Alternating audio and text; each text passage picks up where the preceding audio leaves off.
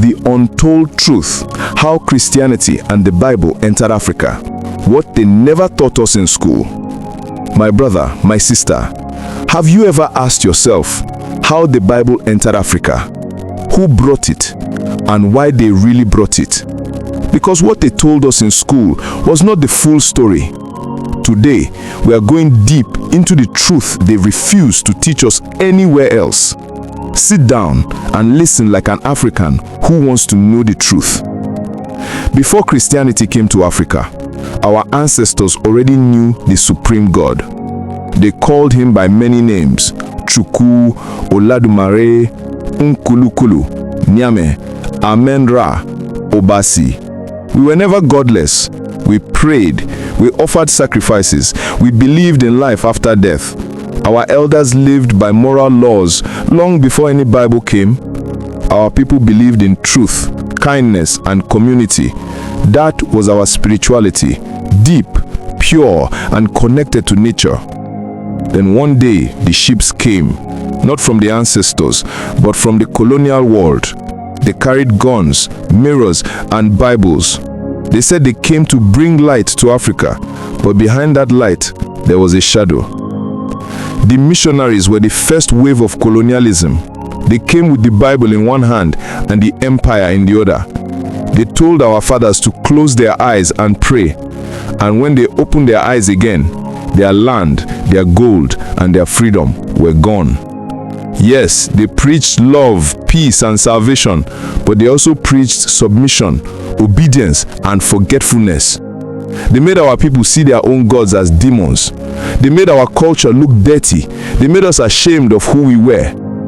Let's speak the truth, my people. The Bible was not just a spiritual tool. It was also a strategy of control. When they taught us about turning the other cheek, they used it to keep us from fighting back. When they told us about serving our masters, they used it to justify slavery.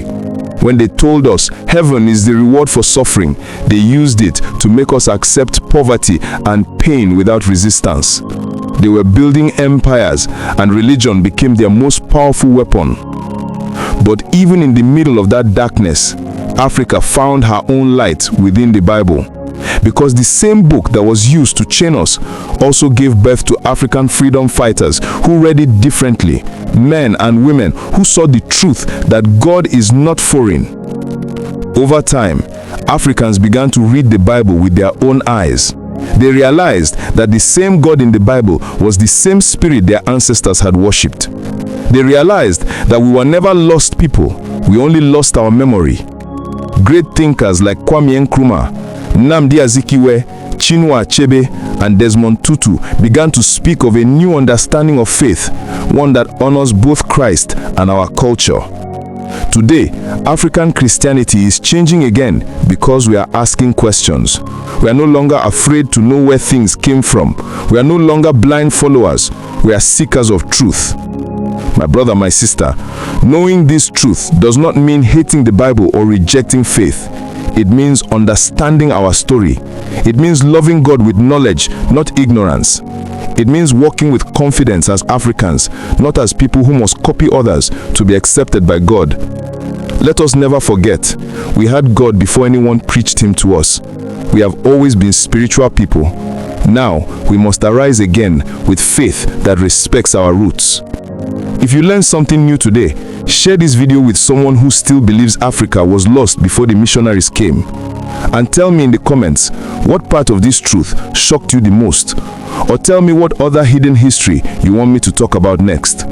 Until next time, stay proud, stay African, and stay awake.